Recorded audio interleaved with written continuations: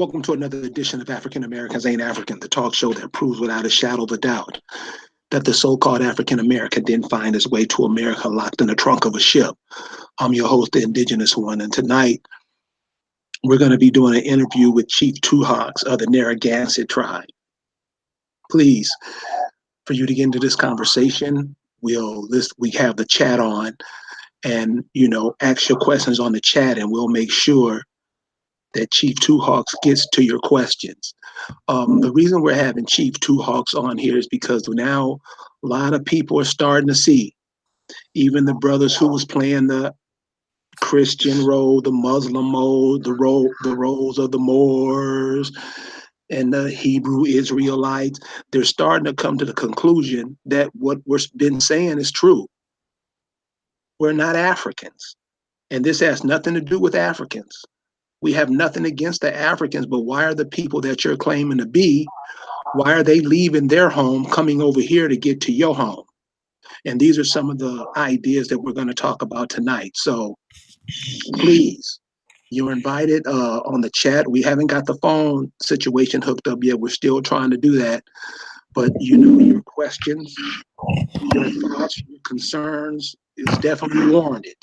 Because as everybody can see what's going on with the African American, what's happening to the African American, the so-called Black people in America, should be cause for alarm for everybody. So without further ado, Chief Tuhawks, how you doing, brother? Good evening to you, brother. Cool, man. Well, can you let the audience know, tell the audience a little bit about yourself and the Narragansett tribe and how do they play into all of this? Sure. So I myself, traditional name is Nisu Wishiwanag, which translates from the Narragansett language, which is actually properly pronounced Narragansett. We didn't have R's in the language, and we ended up with two of them in our official name. So I use Narragansett because most people know it, but properly it's Narragansett. So I am of Narragansett heritage. I come from the line of several different chiefs. As far back in the 1600s as the Grand Sachem of the nation, Canonicus was one of the chiefs who kind of greeted the different pilgrim groups that were coming here. 1881, my fourth great grandfather, Chief Bristol Michael, was chief of the Narragansett Indian tribe when the state of Rhode Island illegally detribalized them. In 1981, my great grandfather, George Red Fox Watson, was chief of the tribe in South County when they got federally recognized.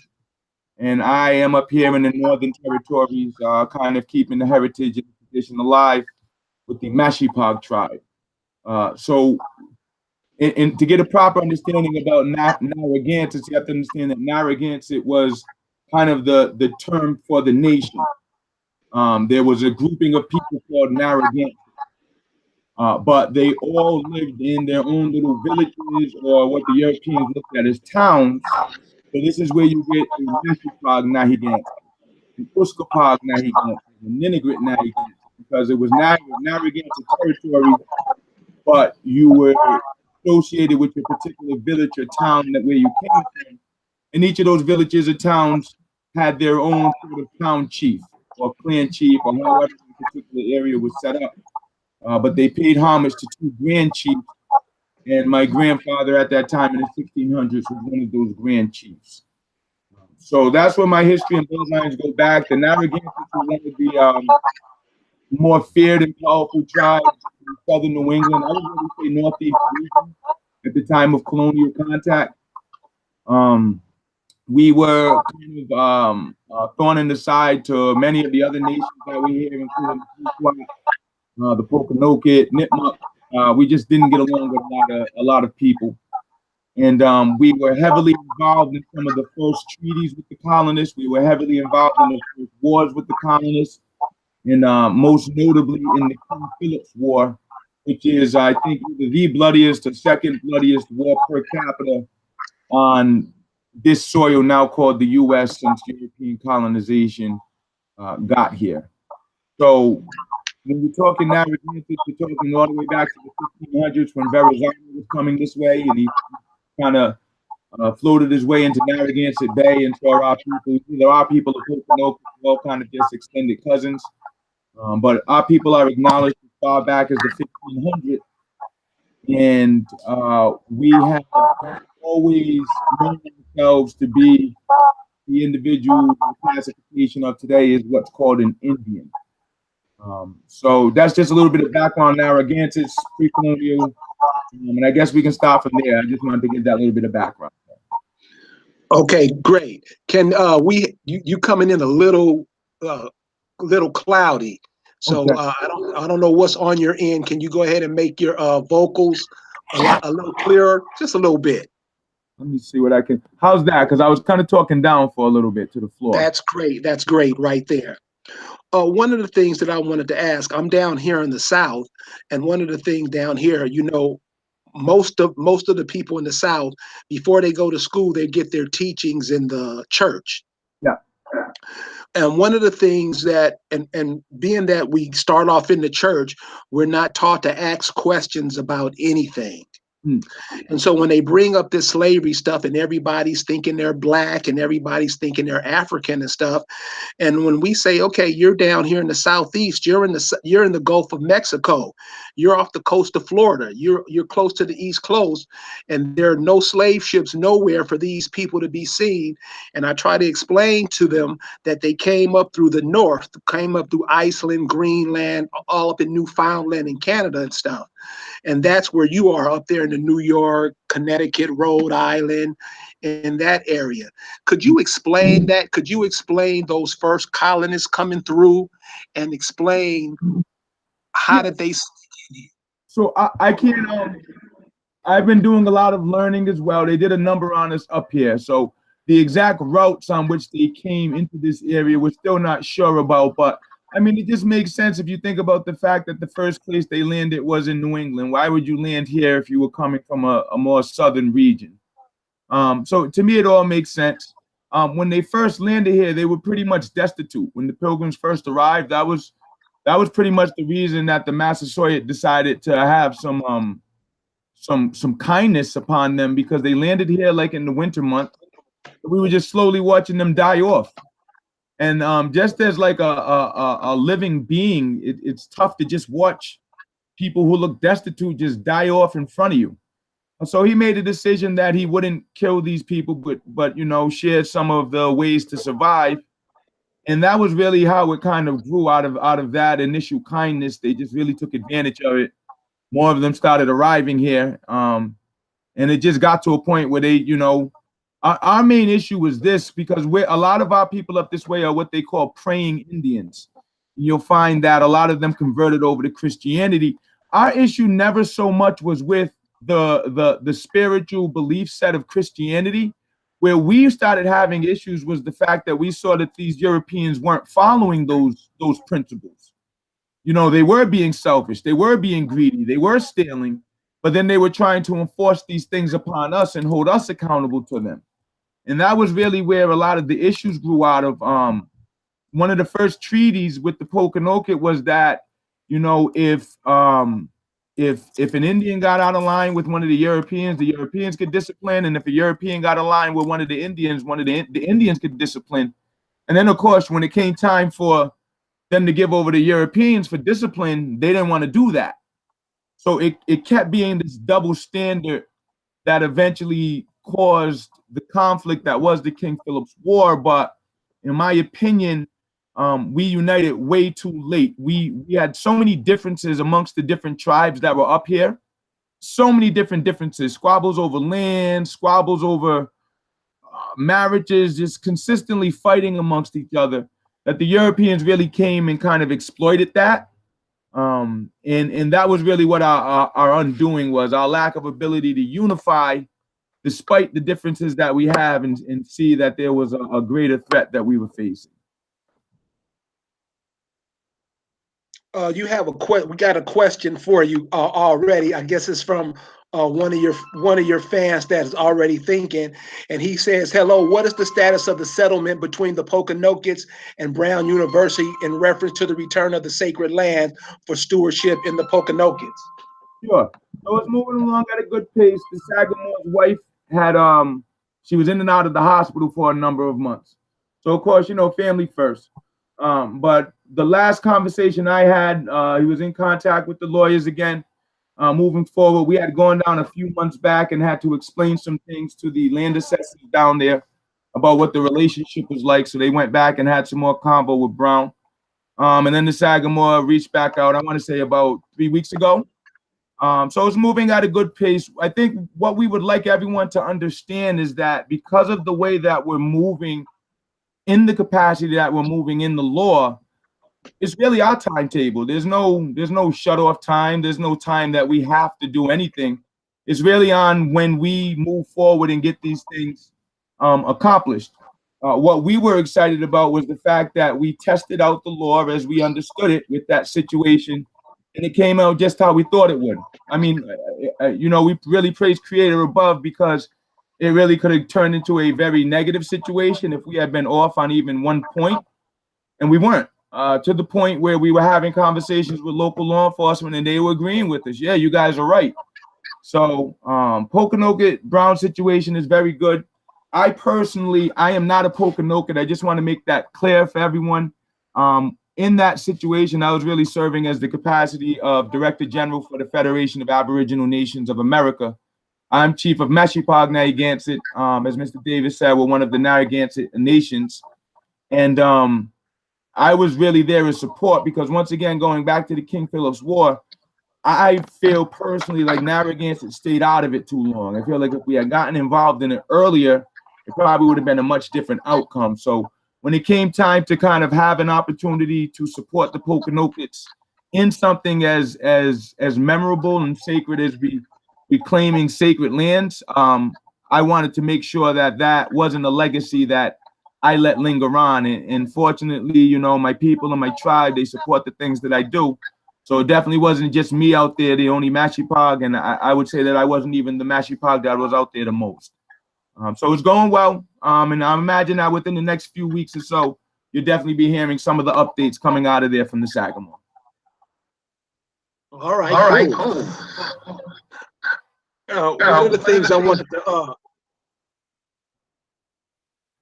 one of the things I want to hit on, and the main reason why I had you on is because you're up in the Northeast, and you're up there where the first colonists came in at. And so all the other nations around America, especially down here in the Southeast and out west, they're starting to get this information, and they're starting to question, especially since many of their families came from the South. When they were doing jobs back in the 40s, 50s, and 60s, many people from the South went up north and out west and to the Midwest for jobs. Yeah. What are some of the things that you can tell these people? Because like I said, a lot of times we're taught in church. That's where we get our first training from. And we cannot shake that training for anything. So what are some of the ideas, or what are some of the things that people in the South should know about this whole situation, about them being indigenous to America? What are some of the things they should know? Sure. So I think we definitely know that there's a great chance that your people were misclassified. I think that that's the first element that people have to understand, consider, and accept. Instead of saying, no, that's not me, consider the fact that maybe your people were. And I think that if people can start with just at least entertaining that idea, they'll have a much more productive search at finding who they actually are. I can tell you right now, misclassification is something that's really real. And I'll speak because, as I mentioned, my grandfather, fourth great grandfather, Brister Michael, was chief of the Narragansett Indian tribe in 1881 when the tribe got illegally detribalized by the state of Rhode Island. And what their basic argument was we had too much African blood in us to be real Indians anymore. So they just pretty much said, you guys aren't Indians. And then they said the tribe doesn't exist. And they, gave them all plots of land, and then went on about their business. Now, I mention that because, mind you, my fourth great grandfather was listed as a full blood. My people are full blood Indians up until the late 1800s, early 1900s. Documented going straight back, which is why there's really no disputing from the federal government or any other entity who me and my people are, and the same with the Poconokas and all the other tribes of fauna. But I got a copy of his death certificate. My grandmother, before she passed, did a very good job of kind of documenting our family history. And on his death certificate, he's colored. And if you were to look at this man, there's no way on earth that you would mistake him for being from Africa. There's just no way on earth. So if they could take a chief of a tribe and label him colored, what can they do to anyone else? If they can do that to a chief, then who can't they do it to? So I say definitely look back, especially because of the Racial Integrity Act of 1924, where they literally made people either white or colored, which means that if you didn't look white enough, you were going to get lumped in with colored. And who else was in colored? Well, we know that there are Moors in these lands, so Moors are getting lumped in with colored. And we know that greatly exaggerated, but there are some, what they're calling African, which we know could potentially be strictly from the Caribbean, maybe some African, but we really don't know, especially not up here in the Northeast, because a vast majority of the African, quote unquote, African slaves weren't coming here. And if they were here getting traded to go down south or get traded for goods to go into the Caribbean. One of the very interesting things that we always like to share about up here is that our relationship with the transatlantic slave trade wasn't so much with quote unquote African slaves being brought in. It was more so with us getting shipped out, starting in 1638 with the Pequot Wars, which my people were involved in along with the Mohegan. It was a very devastating attack upon the Pequots, and then they were shipped down into the Caribbean. And then after the King Philip's War, which was 1675 to 1676, our people were once again shipped out into the Caribbean. And there's two key elements that you can kind of go and research to see the truth of this. The first is that in Bermuda, there's a very large Wampanoag community. And Wampanoag is the term that King Philip was popularizing amongst the eastern tribes who he was rallying to fight against the colonists. Wampan in the southeastern Algonquian, southeastern New England Algonquian dialects means east, and Og is plural. So Wampanoag, eastern people, the Easterners. So he was rallying all of the Indians here, and there were Narragansetts involved in that. All of the tribes that were fighting back against the colonists were collectively referring to themselves and being referred to as Wampanoag. So a large amount of them got shipped down into Bermuda in the Caribbean, and there's a very large Wampanoag community in Bermuda to this day. A number of delegates a few years ago, I want to say about 10 years ago from up here, went out there and kind of did ceremony with them and all that good stuff. So that's the first one. And then the second one is the 1676 Barbados Act to prohibit the importation of New England Indians. And that date is important because 1676, of course, is the year the King Philip's War ended. So after they defeated us, they either threw us onto a reservation or they shipped us out into the Caribbean. And we were so warlike and so rowdy that Barbados actually prohibited any more Indians from New England from getting sent down there, because as I understand it, we were going down there and riling up all the Indians down there against the colonial oppression. So when you're talking New England's relationship with misclassification and all that sort of stuff, where, as you said, kind of like ground zero coming out of New England down into Virginia, really the 13 colonies. And why is that? Well, from our understanding of the situation,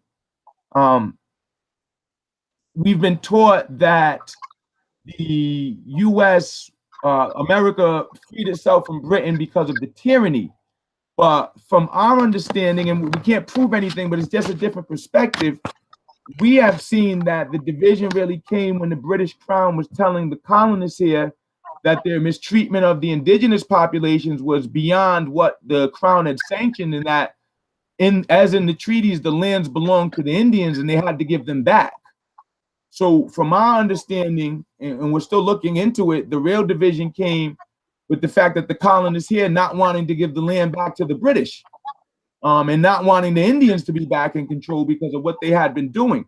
Part of the taxation, when they talk about no taxation without representation and all that, was payment to the Indian tribes here for the right to be here in these lands. Because all of these things were done through treaties. Treaties were signed so that there was an official agreement be here. And once again, can't prove it, but definitely looking more into it. It seems that when the British Crown was trying to force the American colonists to honor the treaties, that's when the American sort of revolution pops up, and that's when the King Philip's War, and that's when they just start taking everything and decide they don't want to be underneath Britain anymore. So there's just a lot of outside of even what you're taught in those churches where they're really just brainwashing, just general misunderstanding of the relationship that was had here, and really looking at New England and the northeastern states, I think, is a great way to get a better understanding of it, particularly because there's so many Indians who are still up here, and it can speak specifically to their experiences with it, can speak to family members they know who went through it, can pull up pictures. I see a lot of my family's pictures floating around on the net, and it's kind of cool, to know that you're part of a bloodline that's having that much of an impact upon the awakening of an entire group of people. But I really think New England and these areas up here are a great way to kind of get a handle on how this thing started and kind of grew into what it is today. Okay, brother, what about, because a lot of this indigenous talk is going around now, and all I'm seeing is a whole bunch of confusion. What do you think us thinking? I mean, us using our minds to figure things out. And let me give you an example of that. It's like with the transatlantic slave trade. Now, I'm very adept, and I understand that people who call themselves Black, people who call themselves African American, people who call themselves all of these foreign ideologies, these people do not think at all. And I'm not trying to be an asshole or nothing about it. I'm just letting what's going on. And all you have to do is ask your grandmothers, your great-great-grandmothers, ask your old uncles, your old aunts, what did their people tell them? These are certain things that we can do. Yes. But when you hear places like Newfoundland, New York, New Jersey, New Bedford, all these terms that come from England and the old country being used over here with the prefix new to them, isn't this kind of common sense, simple things to let us know that these are the way these people came through, coupled with the fact that all we hear is story about the Vikings coming through here? Could you talk about that? Could you hit on that? Yeah, I mean, to your point, it's just it doesn't make logical sense what we've been fed, and we're actually at the point here at Fauna where we really don't believe most of it. We'll entertain it. Maybe they might have slipped up and said something true, but for the most part, a lot of it's just been a bunch of lies, with the intent to just keep us ignorant. So when you have all of these names like new, then you should question whether what you were told in terms of how people got here, if it logically makes sense. And really what got me, especially with the transatlantic slave trade, was just the sheer amount of numbers that were proposed, tied into the story that went along with it. So, and once again, we know this isn't true, but just the logic of it. So we were told that 12.5 million African slaves came to the U.S., which is absurd, but let's take the 12.5 came here to the U.S. We know that we were also told half were thrown overboard, right? So 25 million slaves involved in the transatlantic slave trade. Now, those are the ones that you got on the ship, right? So what about the ones who died trying to escape or that you shot and killed? So are we potentially talking 35 to 40 million Africans involved in the transatlantic slave trade? And that's just coming to the U.S. So how many are going into the rest of the colonies where there were way more? So when you just, to your point, think of the logic of it.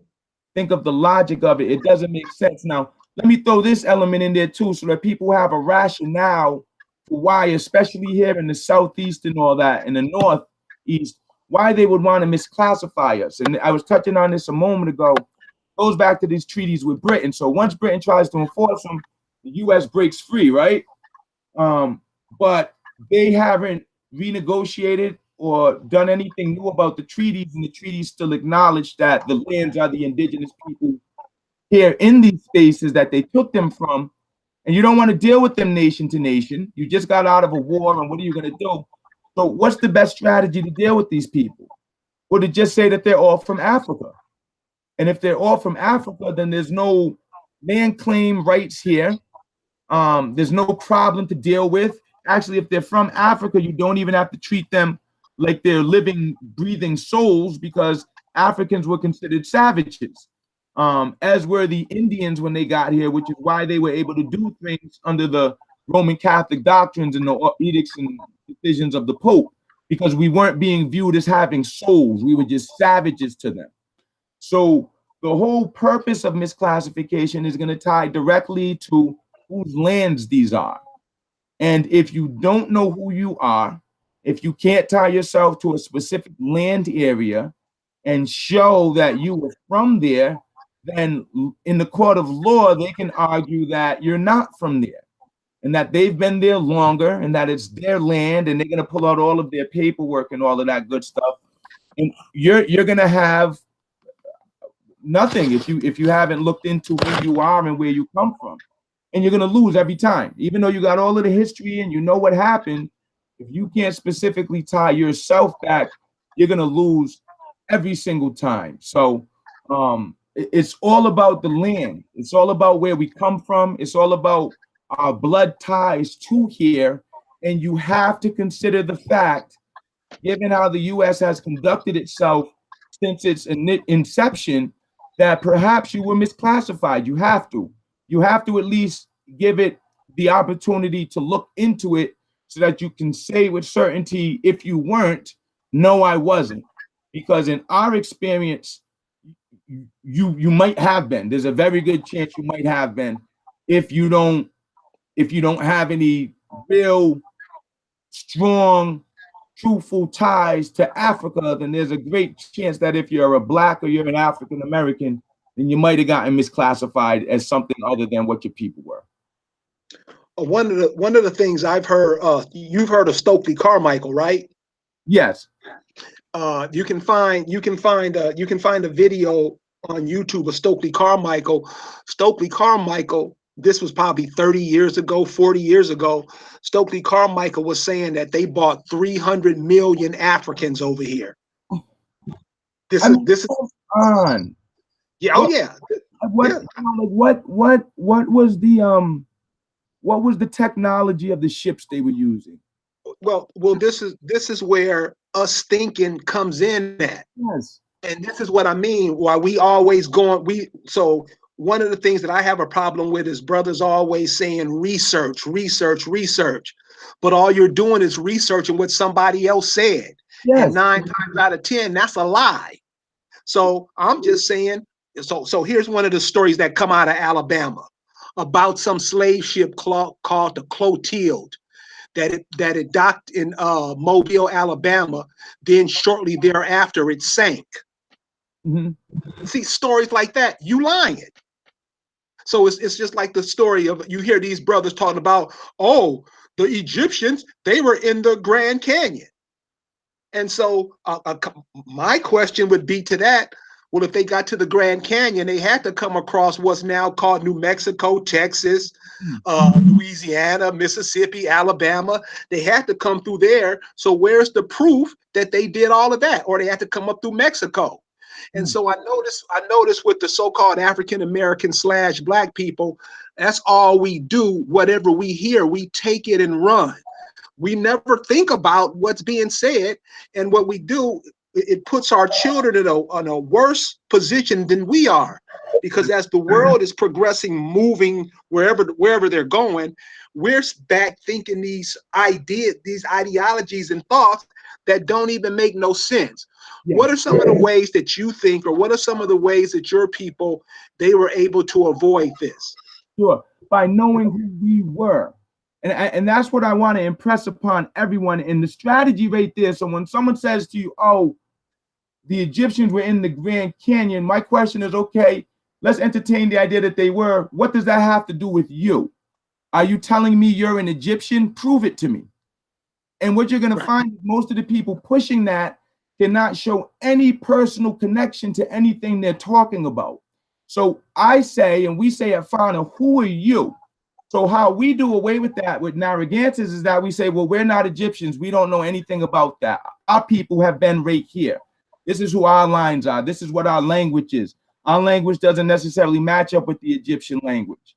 We weren't in the Grand Canyon. Our people have no oral tradition or history documented or otherwise of being in the Grand Canyon. So we can't substantiate whether that's a truth or not. And if you're not an Egyptian who lived in the Grand Canyon and can show that, then neither can you. So to me, that's the best strategy, knowing who you are, because then if you know who you are, you can immediately cut out the nonsense, because you can at the very least say, well, that doesn't apply to me. I can't speak to that. And that's how I try to approach a lot of things. When I hear craziness, I'll say, oh, well, can you, I'll ask a little bit. And then if they can't like show me some substantive proof, then it's just a theory. And I mean, it's cool to have theories. We can all discuss the theories, but you can't take theories as truth, because then you end up believing 300 million African slaves were brought to the U.S. That means 600 million African slaves were caught up in the transit. That's absurd. That is absurd. And further, were you a part of that? Can you prove that you came over here on one of those ships? Can you? And if you can't prove you came over here on one of those ships, what right do you have to be claiming that you're one of those people? If there were people that came over on those ships and you can't prove you're one of them, well, now you're stealing their history and you're stealing their heritage and you're stealing their experience. You need to know who you are, and you need to be able to substantiate it, and you need to be able to prove it. And if I can, because of all of this confusion that's going on, this is why I say you have to stay away from these Moorish Aboriginals, these people who are pushing one united, because that's not how our people were. I'm a Narragansett. That's very different from a Tuscarora in North Carolina. That's different from a Chata. That's different from and that's a beautiful thing. Even if we look similar and have similar features, we're not the same people. We're all different. I've been seeing something going around on the net that everyone should use the word Nietzsche. Why? Is that the word that your people use? And if your people didn't use that, why would you call yourself that? And then let's take it further. Why would you get into a court of law and call yourself something that doesn't have a legal definition? And then end up getting treated like the Moors get treated, and then talk about they're violating your rights. No, you sound absurd. You're calling yourself something that has nothing to do with your people. And we have to be clear, this federal government knows who we are. As soon as you start saying I'm this, that, and the other, they're looking right at their documents they have, because they've been following your lines. They know who's who, and they're saying, oh, no, still don't know what they're talking about. All right, let them go. They know who you are. We don't know who we are. So the best strategy that I propose and that Fauna Nations propose is to know who you are. Find out where your people were at as far back as you can go. Take into account what your grandmother said and your great-grandmothers. Go talk to those crazy relatives that everyone said was just crazy because they kept saying they were Indians.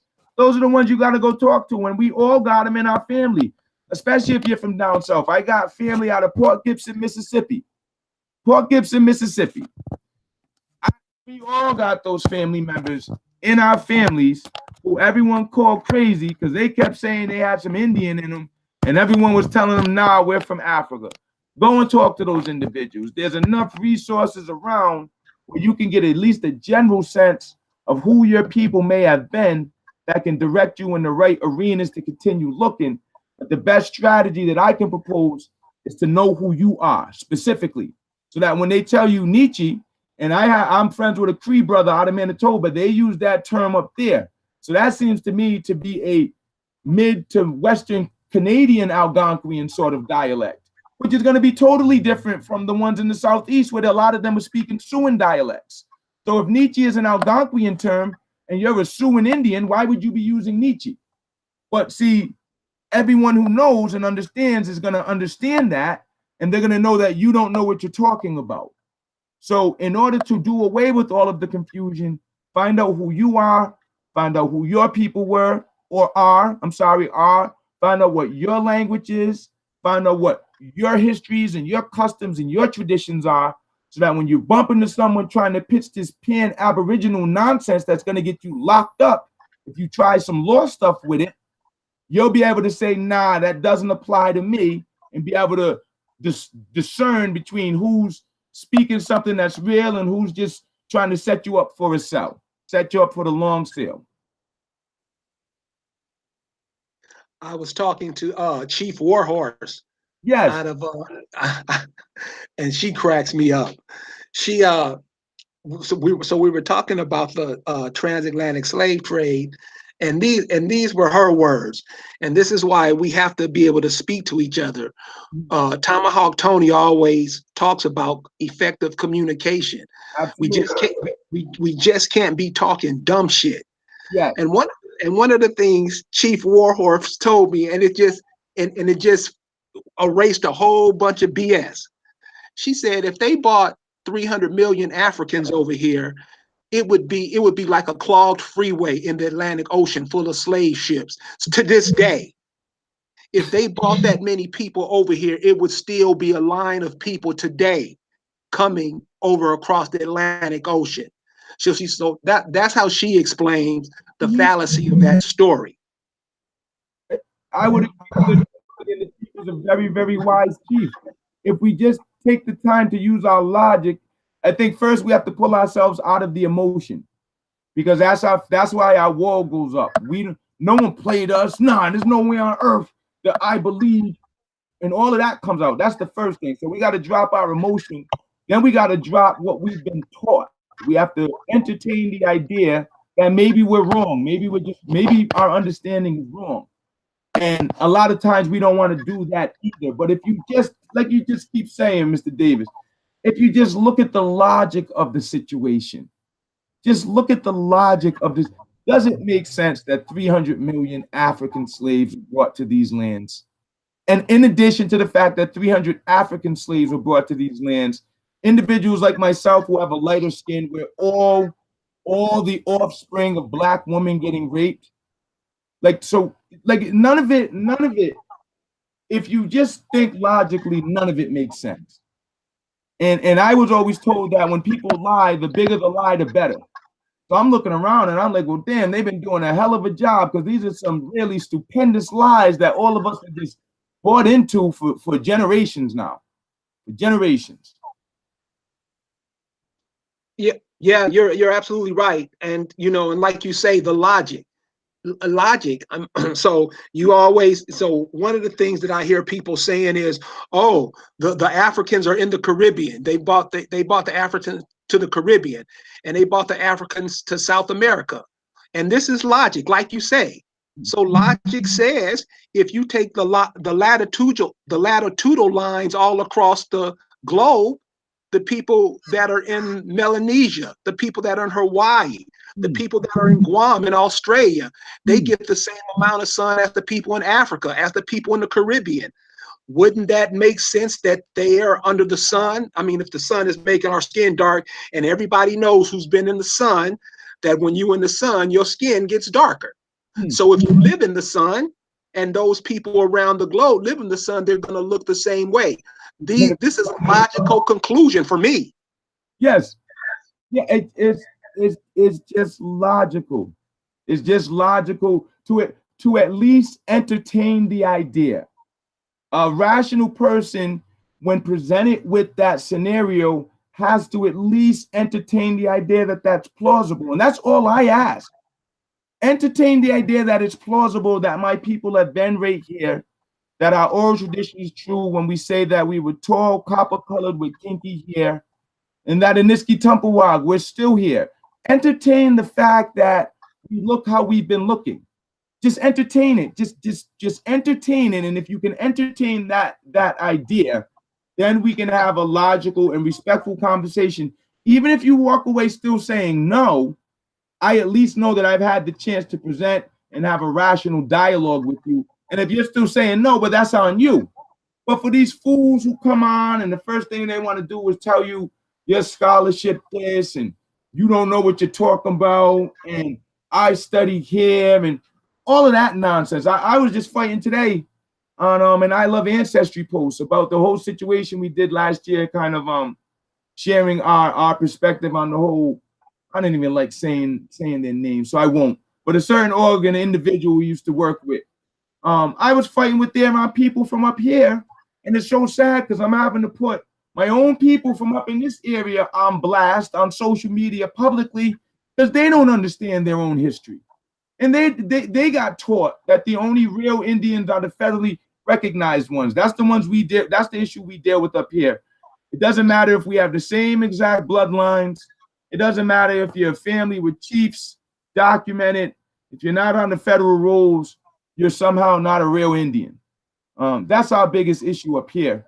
So just think how irrational that is. Just think how we have the same bloodline, but because you're on a federal roll, you're a real Indian and I'm not. So the so many different strategies they've used on our people to just manipulate us, feed us foolishness over and over. If we just take a moment to think rationally and logically about what we were taught and what actually makes sense, in my opinion, you start to come to your own conclusions that are going to wind up where you and I are at, Mr. Davis. That there's no way on earth all of us here came from Africa. There's no way on earth the majority of us came from Africa. And there were policies put in place to misclassify us. So chances are most of us aren't from Africa over here. Well, one of the things, I mean, it's like you say, and I like how you brought that up when you talk about logic. Logic. So if 300 million people were brought over here from Africa, how come? Why is Africa one of the most populous continents on the planet? So if 300 million of her children were taken, that sounds to me like there was a devastating war. Sounds like a war that was worse than hit in Japan during World War II. If that many people were snatched from that land, how were they able to replenish their population so fast? Logic again. So what do you think of that idea? I think, has there ever been a war where 300 million people died? Not that I've ever heard of. And they were doing it then with what? The rifles where they stuffed the powder into them and maybe some cannons, like, so not drones, not machine guns, not tanks. 300 million people with rifles and cannons on wooden ships. Do we need to even discuss it any further? Is it even worth any further intellectual energy spent on it? Absolutely not, sir. There you go. There you go. So what would you suggest to the people who are searching for their families, the people who don't know, the people who are just getting out of this type of ideology? What would you suggest one of the first things or the road they should take in looking for their families? So we're a big fan of always looking to the paper trail. When you find a relative in a document who's a Negro or colored or whatever they are, check their ancestors. Just keep going back as far as you can find. It's not just census records you want to check. It's marriage certificates, it's birth certificates, it's death certificates. Of course, census. It's any commercial documents, anything that's official that you can find that are documenting who your people are, because they kept very meticulous records. I'm a proponent of Ancestry.com, not the DNA stuff.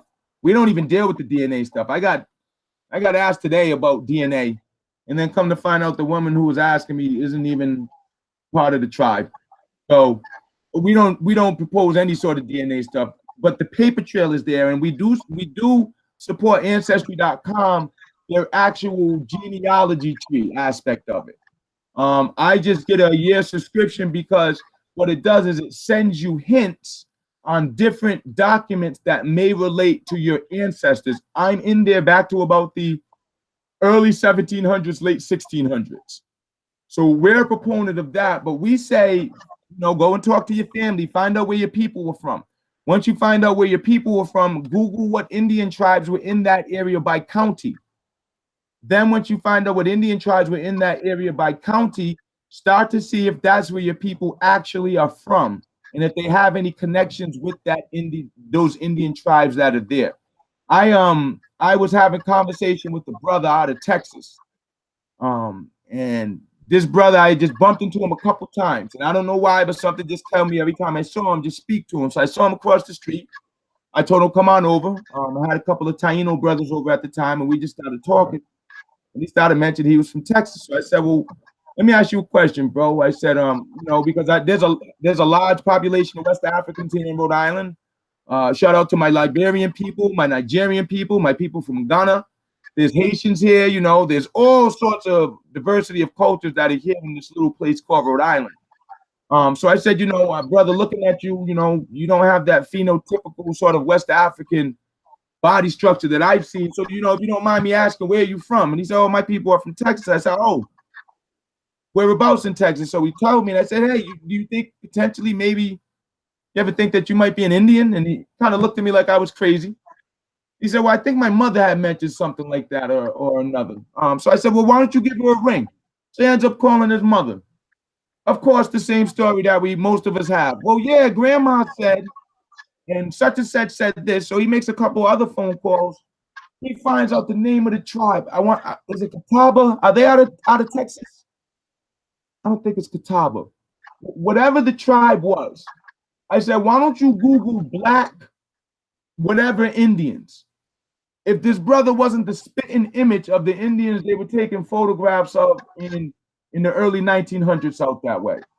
If this brother wasn't the spitting image of these individuals, same nose, same body shape, I mean, he was amazed. He almost dropped his phone looking at this picture. There's another chief that I want to bring on. I had spoken to you about him, Chief First Bear. He's from the Kiskiak tribe, which is a space in Virginia where there's actually a military base on that village right now. His grandfather in the early 1900s up and moved their whole family out of Virginia because of all of the persecution they were getting down in that region. And you mentioned this earlier. That's why in the early 1900s, you see a lot of quote unquote black folks go north or go west, because a lot of them were Indians that got misclassified to colored. And now that you're colored and you're not an Indian, well, this ain't Indian land. And if I'm the Klan, right? Well, you're not an Indian anymore. You're a Negro, or you're a colored, or you're something that's under the jurisdiction of this nation that I'm in. And there's really no rules that are going to stop me from abusing you. So you got one or two things. You got a couple of choices here. You can either pack up and get the hell out of here. You can either fight back and we're going to lynch you and hang you and then come and shoot your family. Or you can shut up and just be a Negro or a black person or a colored or whatever you want to do, whatever the case may be. So a lot of people just up and moved. So his grandfather moved the whole family up here to Rhode Island, and was trying to tell them for generations who they were. And he would write down on all of his documents and stuff, he is a natural man. He's from the land. And they all thought he was just crazy. So as I'm going through the stuff that we're going through and learning and all of the different laws and stuff, I'm saying to him, hey, well, now he's first. But first, man, you should really check into it, man, and just, see, because it's just so amazing, all of the different lies that they've told. And that's when he said, well, yeah, my grandfather did say this and my mother said this. Well, he went and looked. Lo and behold, this brother's family tie right back to Powhatan. I mean, right back to Powhatan. Like, right, he was amazing himself, the amount of information he was finding and who he was tying back to, and then finding that his family were royal lines from most of the tribes that were down in Virginia after colonization hit. And this brother's up here just thinking he's a Cape Verdean the whole time, because his family married into Cape Verdeans. So you have to go and look at who you are. You have to go and look at who you are, because it's the only real strategy to really do away with all of the confusion and move into steps to really protect your rights by knowing who you are. If you don't know who you are, you're going to get caught up, plain and simple. You're going to get caught up. Someone's going to sell you on something, and it's getting rough out there, especially with the Black identity extremist label that they have out there. So we say definitely look and find out who you are. Look to the counties where your people come from. Utilize those documents that they've stored up, birth certificates, all that sort of stuff. And I definitely do suggest an ancestry.com account, just so that you can have your that tree that shows who you're connected to down somewhere. We lose stuff that we write If you keep the ancestry tree, you can download it onto your laptop or your desktop or whatever, so you have it.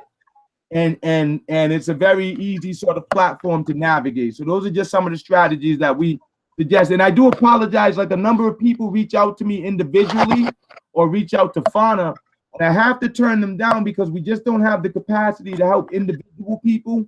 If I did it for one, then I'd have to do it for all. And then if that's the case, nothing else would get done. I just spend all the time trying to help people. So please, take those suggestions I just gave and just really put in some time and effort. Expect to spend a few hours when you're going and looking up stuff at a time. Don't think it's something you're going to hop in and within 10 to 15 minutes, you're going to find it. Schedule some time out of your day or out of your week to say, hey, look, I'm going to spend on a Saturday afternoon from 2 p.m. to 7 p.m. I'm going to go to the local history place. I'm going to, be on Ancestry. I'm going to schedule this in. I'm going to make this a priority for myself. And I'm going to put the time and the effort in. My grandmother, I remember her sitting for hours just going places and putting documents together. And it was like one of the best gifts she could have left the family at all. Just that time and that energy she put in. So all of those official documents, talking to your family, looking at what the culture of the spaces, the Indians that were there, because they put all this stuff down and it's all out there. I think those are the best starting points to finding out who you are and where your people come from. I was talking to a friend, and she asked me, could I come present the theory that African Americans ain't African at her family reunion. And so I told her, okay, I went to go do it. And where I found that they were confused at is the name of the states, because you have to remember, before European encroachment, states weren't what they are now. There wasn't a place called Oklahoma. There wasn't a place called Alabama. There wasn't a place called Texas. There wasn't a place called Mexico. These are all names given to these places by foreigners. And when I told them, they were thinking all the while that they were from Florida. But over the years, I've gotten to be able to look at people's face and all the old images that I've been going through, been able to connect people. And I was telling them, well, you guys look like the people from, down there in Texas. Well, what is called Texas now. And I gave them more. I told them, y'all look like the Olmec heads. Y'all got those big fat head like the Olmecs. Why one of their cousins who they never seen before pulled out, he did a family tree. It was a kind of a circular family tree like. And he said, you're absolutely right. Now, he's one of the cousins that you're talking about that everybody said was crazy and he was a bum and nobody believed what he said. But he'd been stuck in the family history forever. And he was like, you're absolutely right. And when you look at these people's faces, man, and you look at those Olmec heads, they look like spitting images. So can you tell us about the importance of not getting caught up in the name of the states? Yeah. Because everybody's into the states and get into, like the nations, like, the Narragansett Nation or the myriad of nations that are around. Yeah, I mean, everywhere was a nation. Your nation is, so this is how it goes. I'm sorry, I'm just going to move upstairs because my wife's going to keep my stepson, so I got to go watch the daughter. But I'll try to keep my face in the middle of the thing here. Prior to any sort of English sort of language that's here, you had your own language that your people spoke amongst themselves. So that's going to break people up right there. Algonquians aren't going to be the same as Siouans for the simple fact that we don't speak the same language.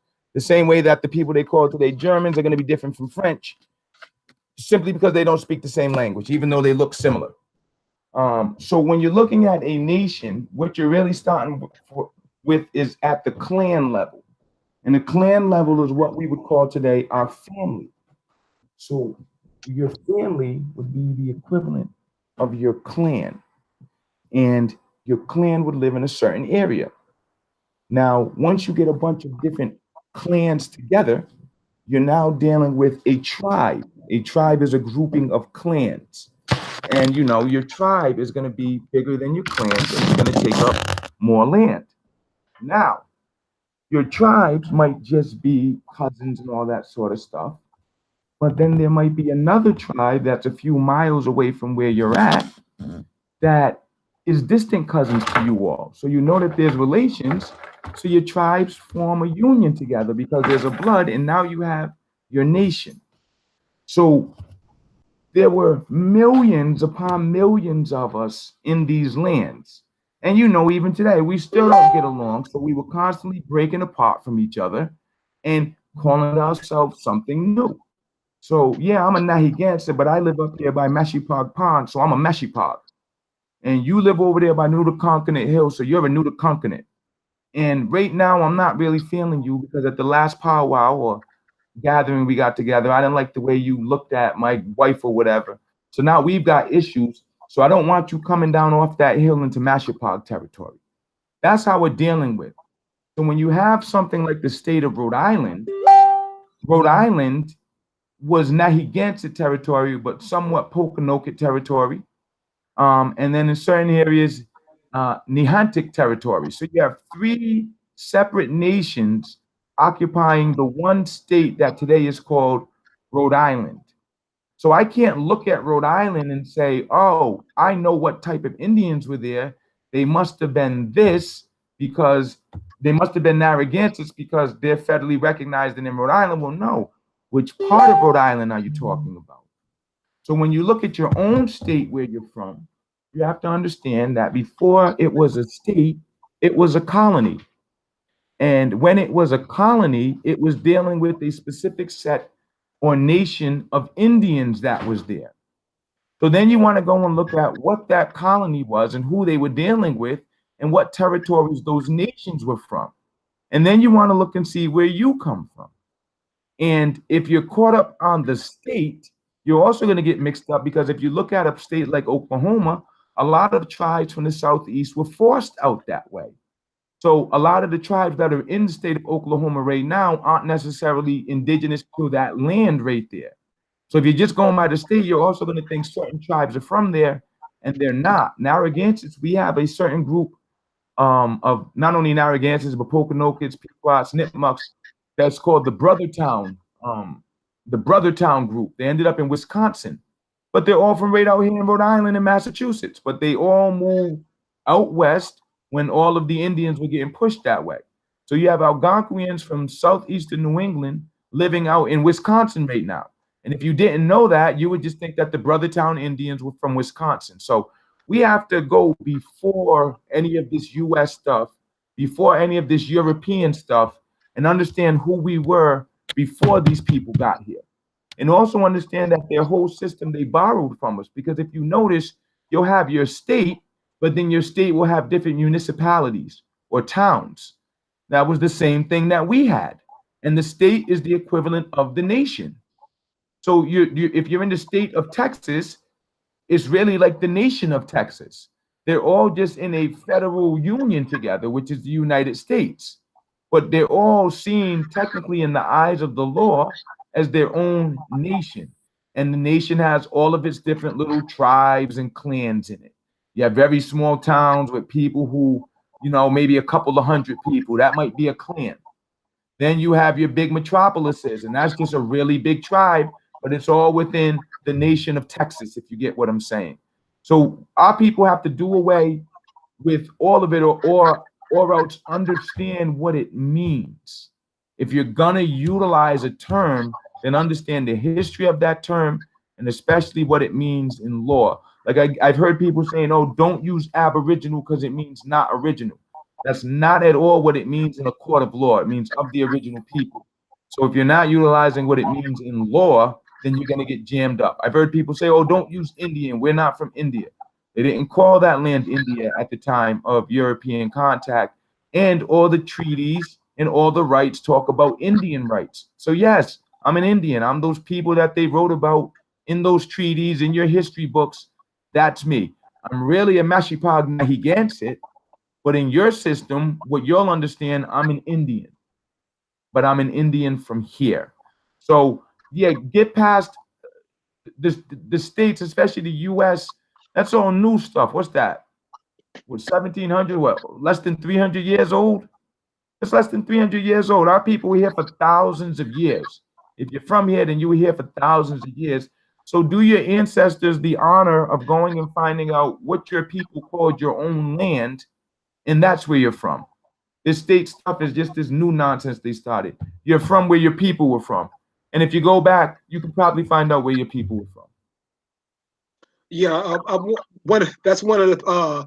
I was talking with some brothers from they were the Gullah Geechees, and they were upset because some people over from Africa came over there and stole their land from them, and actually took it and telling them that the Gullah Geechees were from Africa, and I'm like, how did you get that you were from Africa? And they were like, well, what do you mean? I'm like, the name Gullah Geechee tells you from that part of Georgia, South Carolina. They go, well, how does the name tell us that? Because they have something called the Ogeechee River running through it. We named ourselves after where we live. Yeah, and this is what I mean about goddamn, y'all. I mean, you come on. I mean, Ogeechee River runs right through it, and somebody from across the water can come tell you that this is their land because you are them, and you fall for it, and the elders fall for it. How does that happen? I mean, seriously, how does it? And this is what I mean about, well, we gotta stop being so goddamn dumb. I mean, it's embarrassing. Yes. If you went over to Africa and those people over there called themselves the Manjaro, I would think Kilimanjaro. Yep. And your people are named after all these, the Ouachita Mountains in Arkansas, the Black Warrior River here in Alabama, the Ogeechee River in South Carolina and Georgia. How can people just come take your land and you not connecting that back and forth? Tell us, how does that happen, sir? You're not thinking. You're thinking about what you've been educated to think, and not what A, your ancestors told you, and B, what makes logical sense. Everywhere around the world, they name themselves based upon the land areas that they're around. That's just something that people do. So to think, I mean, literally, that was the argument for my people. You have too much African blood. Like, but we're here in the same lands and we look the same way that we've been looking for forever. What do you mean? And it's just, to me, the only way that happens is that you're not thinking, or you're going off of what someone told you that clearly has your worst interest in mind. I mean, no, we're gonna fight. I'm sorry, my African brothers and sisters, but we're gonna fight if you come here and tell me that even though I'm a Narragansett, I'm from Africa and you own my land. We're gonna have a disagreement about that, plain and simple. Now we see if you look at the news, and I don't know if you do or not, but if you're into this social media thing, on the news, all you see is brothers and sisters getting shot and stabbed and just totally disrespected. And I know that's a program to mess with us all. As a group of people, as a nation of people here in America, how should we be dealing with that?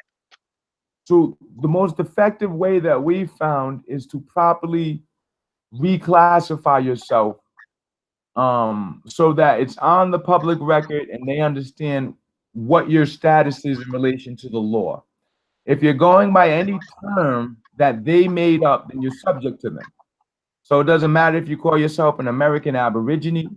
It doesn't matter if you call yourself an American Indian, a Choctaw, any of this. If you're calling yourself, and if you're down only in their paperwork as being something, then you're going to be subject to whatever treatment that they decide they want to give you in the law. What we propose at Fauna is, first of all, finding out who you are without a doubt. Then we propose going through the process of creating the tribal trust. And we don't discuss this too detailed because a lot of people who reach out are reaching out with no clear understanding of who they are, and they come across with a very sort of Moorish mentality about how much money they can make if we help them. And we're not into that. We're here to help our people reconnect with who they are. So we proposed the formation of the tribal trust because then what it does is it creates a lawful separation between the jurisdiction of the U.S. and the jurisdiction that you're in, but it also doesn't pull you away from the land. It ties you to the land because it's a tribal trust. That means it's tied to the land.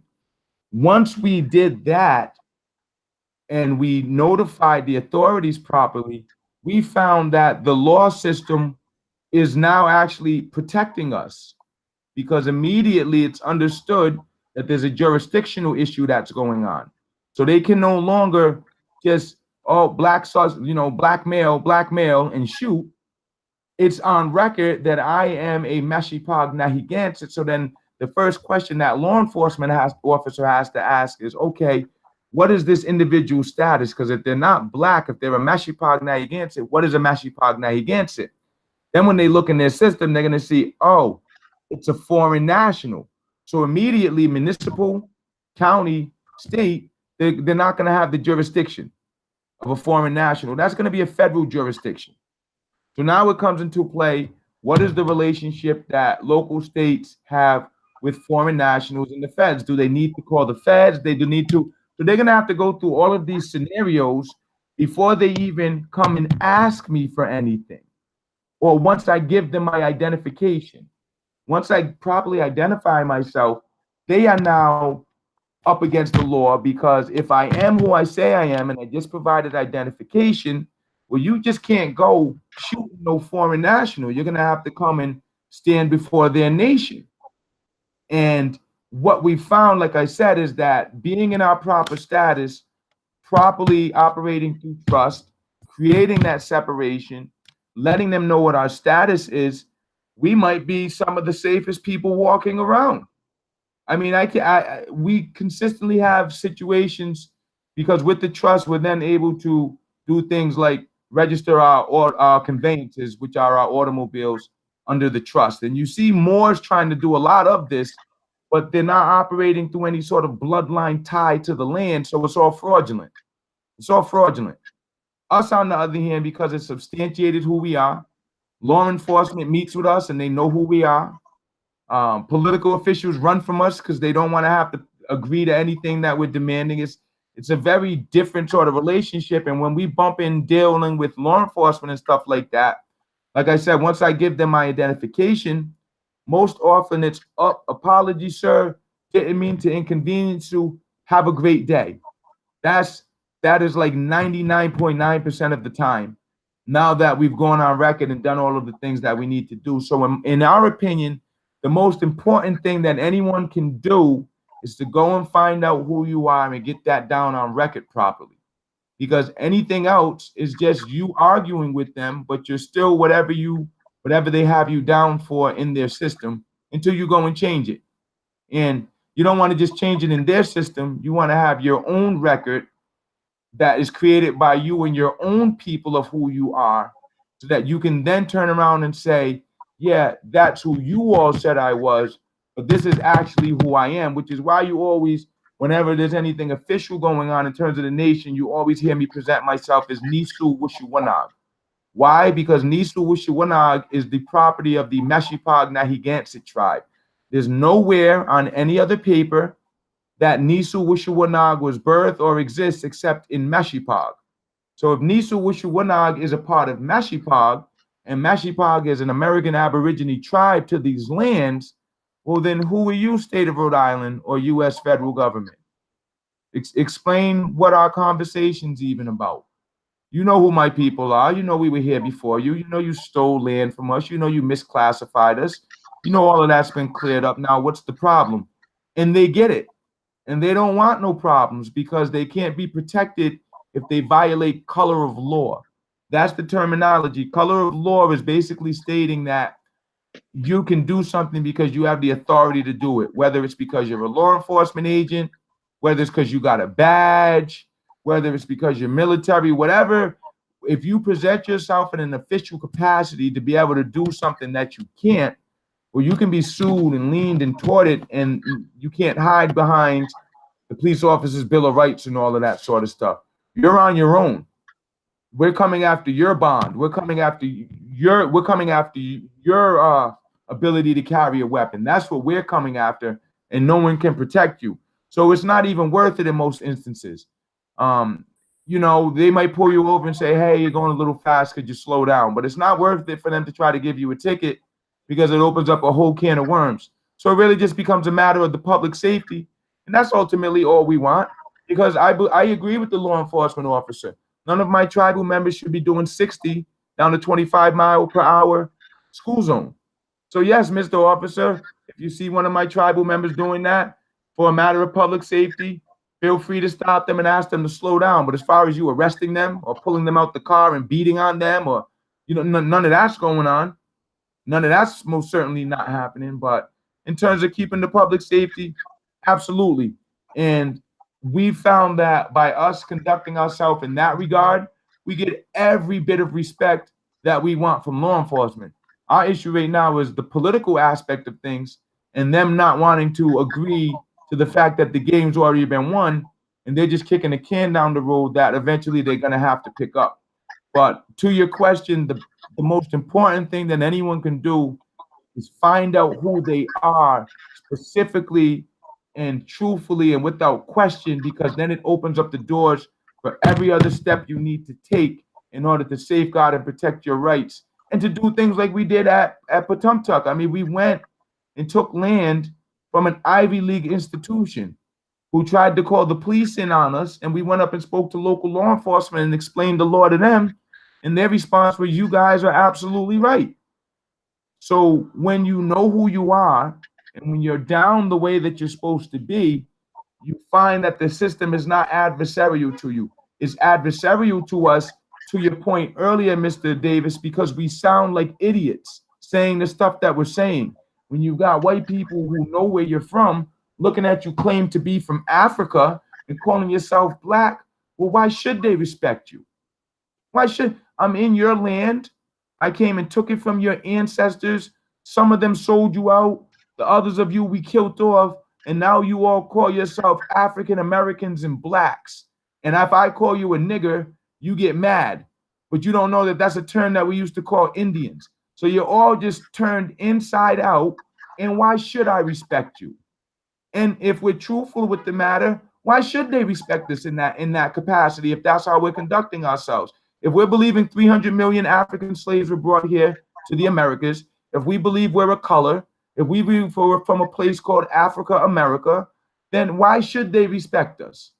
And that's taking all of the emotion, that's taking all of the heartache, that's really taking a very cold look at the situation, because I'm with everyone. I'm angry about that. We need to make some things right. But in order to do that, we need to be clear-minded and be able to make rational decisions and take rational steps that aren't wrapped in our emotion. So if we can let go of the emotion and all of the hurt for a second and pull ourselves back and look at the situation and where we're at and how we have been conducting ourselves, if we're looking from the eyes of our enemies, no, there is no reason to respect us. And you can see how we get treated by law enforcement and by everyone else with absolutely no respect because they don't feel that they need to.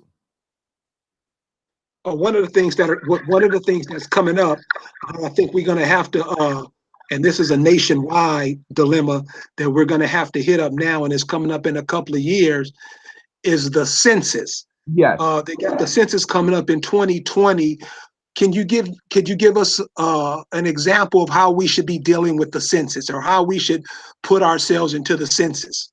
Sure. So the first thing I want to share is that the census is a U.S. commercial document. It's a U.S. So I want everyone to understand that. That is not your nation's document. That's the U.S.'s document. So if you're putting yourself down on the census, understand you're putting yourself down in a U.S. document. That being said, the census is one way for you to put down on record who your people are, where your people are from, which tribe they are, because what they were doing in census times was having the census people go around and just decide for you what you were. And they're very clear in our dealings and workings with the census that they can't do that anymore. It really has to be you. But for anyone looking to fill out the census, they should not believe that filling out the census is your key or your ticket to pulling yourself out of the U.S. It's a U.S. document.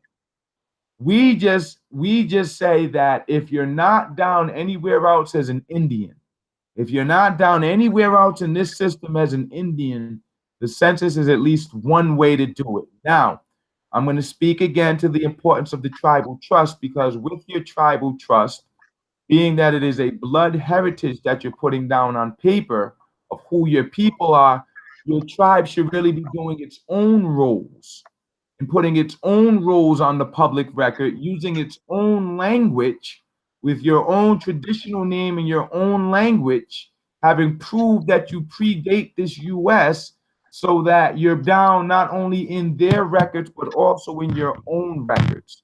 So the census should motivate everyone to look into who they are, but that should be for the sole purpose of trying to constitute the proper steps to separate yourself so that you're not under that jurisdiction. So it's one tool, but it should not be looked at as the answer to the problem of the American Aborigine here in the U.S. Another thing that's coming up soon, and I want to get your take on how these two, if they interconnect with each other. They have something coming up in 2020 called the Real ID, which means you're going to need a certain license or a certain identification to fly on a plane, to get in government buildings. Yes. What is your take on that? Well, if my understanding of it correctly, that's because all of us are federal citizens. I believe with the 14th Amendment, everyone's pretty much a federal citizen right now. So yeah, the feds are requiring everyone to get a real ID. What we're doing with FANA is, through the nations, we're creating our own ID that is meeting those same standards. But yes, everyone's going to be required to have a real ID, because you have to be able to identify yourself. I think that because we're looking at it from a civil rights perspective, they really flip a lot of the way that the world operates upside down on its head when they give us civil rights. So in civil rights, you don't have to identify yourself, or we feel like we don't have to. But in the way of the world, if you can't identify yourself, then how do you substantiate who it is you're saying that you are? So in FANA, we're happy to present them with our identification when they ask for it, because immediately they know who we are. When this Real ID thing comes in, it's going to designate you to be a federal citizen if you're not part of anything else that's separate. So yes, that's very, very real, the Real ID. A lot of the states, the new driver's license are already compliant, I do believe, or have to be compliant by 2020, I do believe. I know Rhode Island's been lagging behind, as usual. And yeah, that's a very real thing. So once again, all of these things are tied in, because it's all about putting together a system and a network to identify who their property is. Who are their U.S. subject that slashed their property, that eventually they're going to do whatever they're going to do with in terms of what they want to do with their property. You hear about all these FEMA camp things and all that have been floating around for a while. I think a large amount of that is really to scare people and to keep them on edge. But I also think a good portion of that's very true. And all of these things, the census, all of these things are really for them to identify who is the U.S. citizen and what status are they as a U.S. citizen, so they know how to treat them when whatever is hitting the fan is going to hit. So no, go ahead, brother. Oh no, I'm done. I'm listening, sir. With everything that's going on in America right now, especially with the immigrant situation that we have, and we're seeing that the so-called African American, they're more sympathetic to the immigrants coming over than they are to what's happening to themselves here in America. What with all these social issues going on in America right now, and it leaves the so-called African American, the so-called Black people, it leaves them really looking, it's like them against the world. Mm-hmm. What should the indigenous population be doing right now? Sure. Well, I'll say this. I don't have an issue with the quote unquote African American being sympathetic. I have an issue with the African American being sympathetic and then not being more sympathetic to their own situation and to their own plight and where they're at. That's right. You know, once again, looking at it and taking the emotion out of it, These are our lands. We should be controlling our own lands. We should have relationships set up with other nations in terms of who's going to be here and who's not. And because we're not or haven't been in the capacity to oversee our own lands, you have foreigners here doing it for us and mistreating everyone, including us, causing division and conflict amongst us while they sit and laugh at everyone. So to me, what everyone should be doing and what we've been discussing is this whole thing is understanding who they are.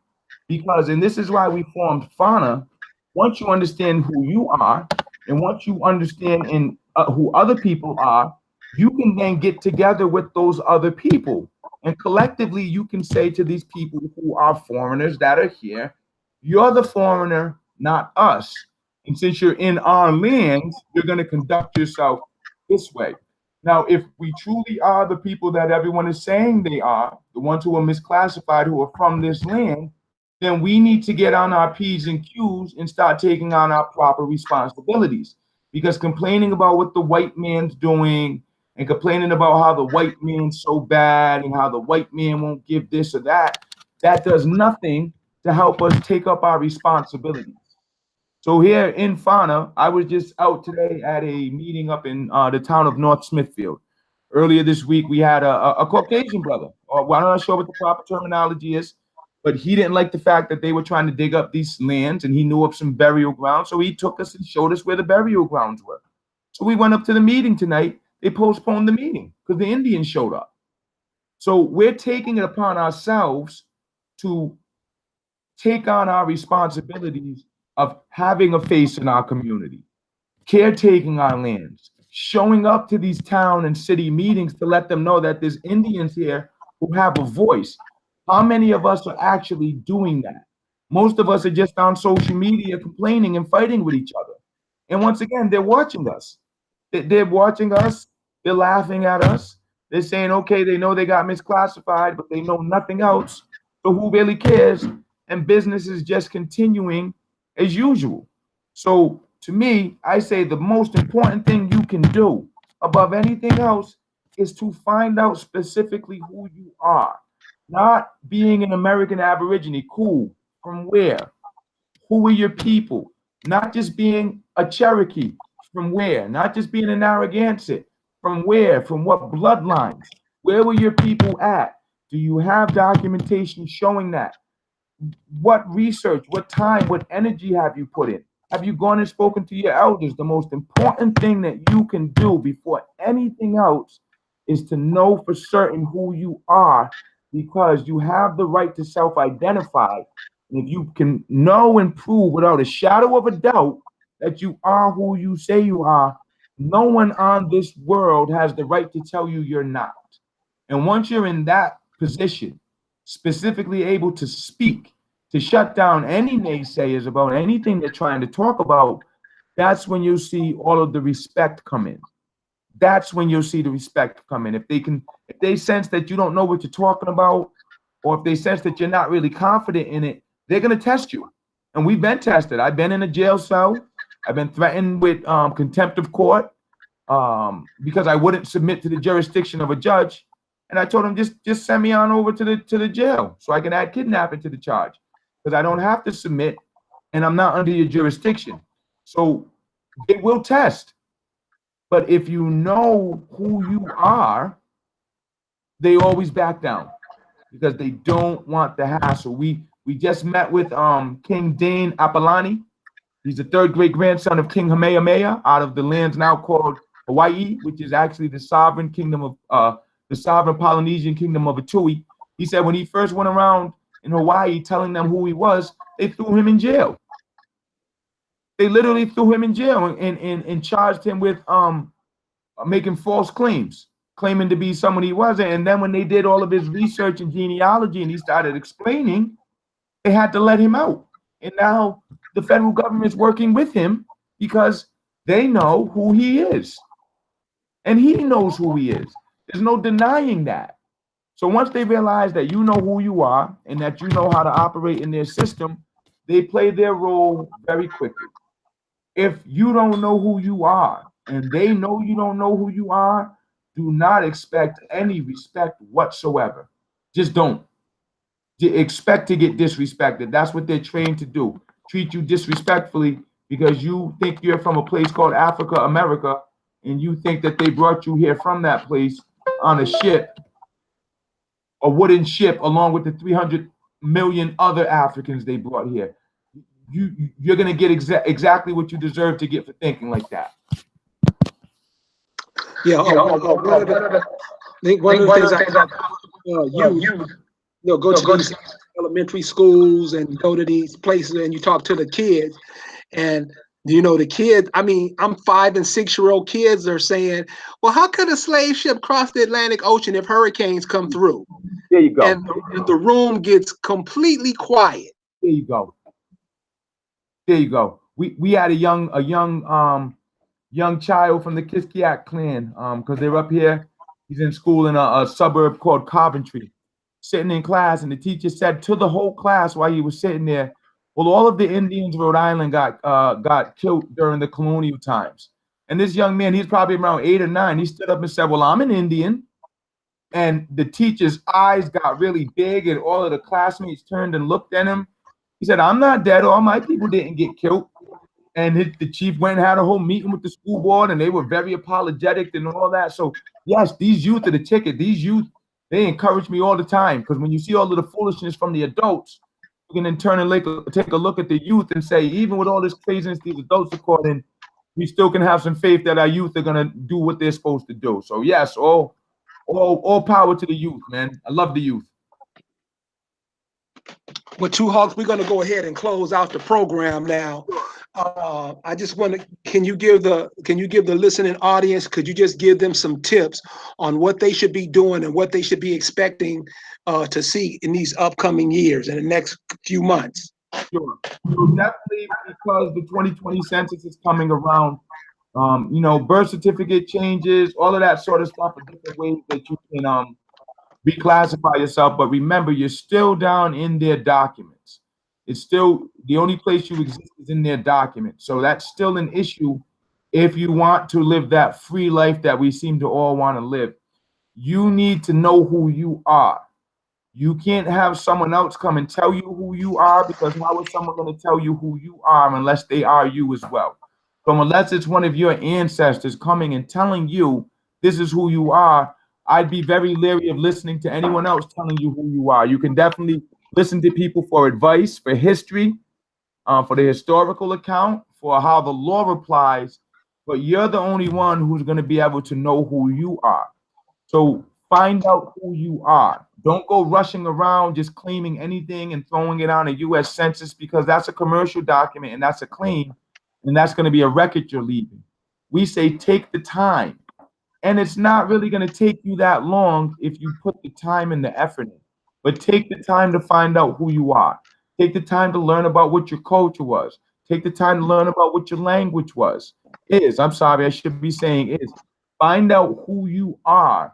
And once you know who you are, get your family together, because that's your tribe.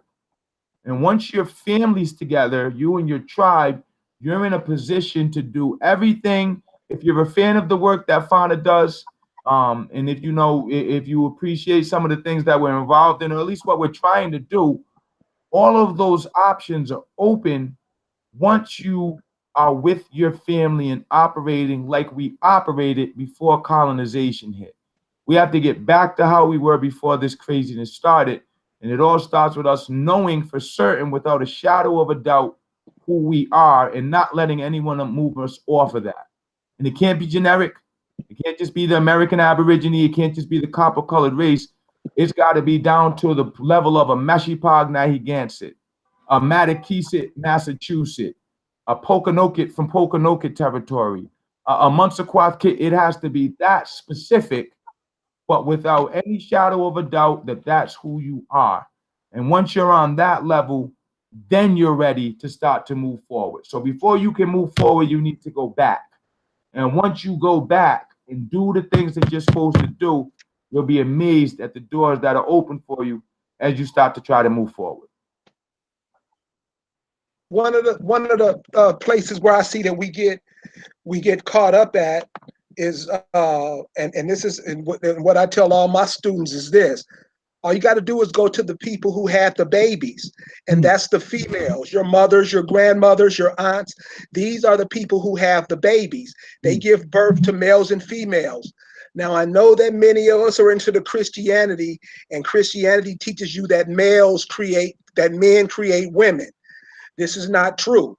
So in order to get, to a good start in searching your family is to ask your mother, go through the mother, the bloodline of the mother, and do the same thing through your father's mother, because your father has a mother too. Find out who his mother's was, and it will connect you to the land, like the brothers were saying. But I would also suggest check all the lines. Definitely the mothers, and I would say mothers primarily, because the mothers are just going to be, I think, in general, probably a little bit more cognizant of what the family lines are, just because these children came from their womb. But check the father's lines too. In general, it's good to know who your people are. It's good to know where you come from.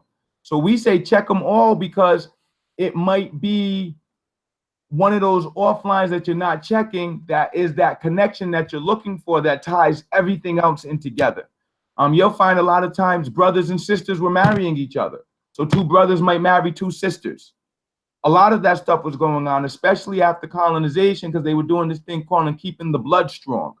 And Indians were seeking out other Indians to marry because they knew of what was going on. So definitely the mothers, but all of them, utilize every resource you can find in terms of finding out who you are, because it's good to know who you are. We are the only people, some of the only people in the entire world who don't know who they are and think that that's okay, and think it's okay to be a color, and think it's okay to be from a make-believe, and think that that makes sense. We're some of the only people across this entire planet who think that that's okay, and that is like 99.9% of the problem with the things that we're facing today. We think it's okay to not know who we are. And so we get treated like a group of people who think it's okay to not know who they are. Find out who you are. That's the first place right there. And that's going to show you your path on where you should be going in the future. It's going to give you a story to connect to other than just slavery from your past. And it's going to allow you to have something to pass on to your children, so that they don't grow up idolizing either craziness on TV, craziness in their communities, or just being lost because they don't feel like they have anything to look up to at all. Brother Two Hawks, I really, really, really appreciate you joining me tonight, man. You can see the chat room is going crazy. Oh, I can't see it from my thing here. I just you're in the middle, and then, oh, is it this little? Oh, hello. Yeah, and these are people who know, and these are people who are seeing, and all you have to do is, like you said earlier, is open your eyes and take a look. Just all you got to do is ask the question.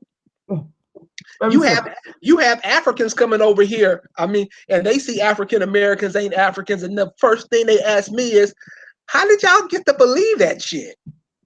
Brother Davis, I have grown up amongst Africans majority of my life. None of them have ever thought I looked like an African. They all asked me, what was I?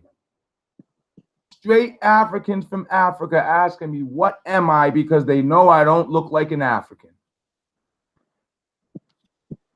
That's right. And it's like you said, it's us. We got to get off this confused state we find ourselves in. So study your families. One of the places you can go to too that I found to be very helpful, if you go to the archives in the states, in the capital of the states where your people were from, the archives have tons of information. Would you agree, Chief Two Hawks? Yes, I would say also the historic preservation societies. There's a lot of places that are like Daughters of the American Revolution. There's like a lot of colonial history groups that are out there. You want to check in with those. Anything that's looking at colonial history. If you go in asking for state history, you get a whole separate set of information than if you go and looking for colonial history. And colonial history is what you want, because colonial history is when they were having to deal with all of the nations as nations. So any of your state archives, go check. Historic societies, there's usually ones in the counties and stuff like that. All of these places where they keep their history documented, because they keep very, very good records of their history, and you're in them. You're in them somewhere. Well, brother, I want to say again, thank you for joining us. I also want to thank the people online who's listening, who's typing in the chat room. Thank you guys for joining us. And Tuha, can you give the people a way that they can get in touch with you, just in case they want to find out where they're tribal and get some information from you, seeing how you doing it, see if they can apply the same way to their tribes? Sure. So the best way to contact me with things of this regard is to hit us up on the Facebook page at Fauna America. If you type in, actually, let me do it right now just to make sure that's what it is. It might be no, I'm sorry, it's Federation of Aboriginal Nations of America. So that's the best way. That's where we're the most active. That's where we share a lot of the information. You can also go to our YouTube channel for Federation of Aboriginal Nations of America. They allow me to do a couple of just sort of videos just addressing different topics. The most recent one I did was why Indians aren't Moors. So you can just look those up. They usually range from about 25 to 30 minutes long, and just touching different aspects. One of the things that I think is most helpful, Mr. Davis, is the great job that you guys are doing here on A4, just in stirring up people to even think about these sorts of things. Because what we found is that while we're working on things from a nation's perspective, like I said earlier, we just don't have the capacity to help people with the individual questions that they have. So I'm very grateful, first of all, for you giving us a platform to share here. And as we discussed, I'm looking forward to also inviting some of the other chiefs from the Federation to come on here and kind of give their perspective on things, so that people will understand that it's not just two hawks that's talking like this. They think I speak well. That's kind of why they allow me to speak. But they don't, most certainly are like, you speak well, but make sure you're saying this when you're speaking. Because we're very cognizant of making sure we're not just another one of those institutions that's feeding our people anything and getting them jammed up. We're very, very cognizant that with this knowledge that we have and with these opportunities that we've been presented with, there's a lot of responsibility that comes along with it. So we try to be very upfront with people when we tell them, look, we provide our services and supports to individuals who are moving in a certain capacity. In order to get to that capacity, once again, you need to first know who you are. So if you reached out and you've gotten that response from us, please don't take it as a personal sort of attack or us brushing you off. We're just being very realistic about what our capacity is, and also encouraging you all out there to, take this responsibility upon yourself. Don't look for anyone to give you the guidance. Go out there and find this information out yourself. And then when you reach out to us, tell us who you are. We are this people from this land, and this is what happened to us. Now we're having a conversation, because now as another nation, I can say, oh, well, good. Well, we're this people from this land, and this is what happened to us. Wow, there's some similarities there. Let's see what we can build. And it's very hard to do that when you're dealing with someone who's saying, can you help me find out who I am? I most likely can't. Or if I could, it would be so time consuming that it would take away from things that I'm doing for my own people. And that's not fair to my own people. So come to us knowing who you are, telling us what happened to you. Educate us about you when you introduce yourself. And that's the proper way to be dealing with any nation-to-nation situation, but particularly with the work that we're doing with Fauna. Well, brother, again, I want to say thank you for joining us tonight. I want to thank you for sharing the information that you have, and hopefully some of the listeners can use some of the things that you said to help them out along their journey. Absolutely. In our language, we say, that means thank you very much for listening to me, and I look forward to connecting with you all soon. All right, brother. Thanks a lot. No problem. Have a good evening. Okay, you too. Well, listeners, there you have it. You have a chief from one of the indigenous tribes up here, one of the indigenous nations up here, and they have information. And some of the information that they sharing is some of the same information that you can be using. Instead of calling yourself all of these goofy names that we get caught up in, he explained to you what's happening to us. We are not in our, just imagine me coming to your house saying that your house is my house, and you acquiescing, saying, yeah, boss, it's your house. This is how we're being treated here. We want to love everybody else, but we don't want to show no love for ourselves. So that's going to have to change, y'all, if we're going to survive, because the reality of it, and we all see the reality, what's going on with us. So I want to say again, thank you everybody for joining us. And next week, we're going to have another fire interview for you. So until next week, you guys have a good weekend. Peace.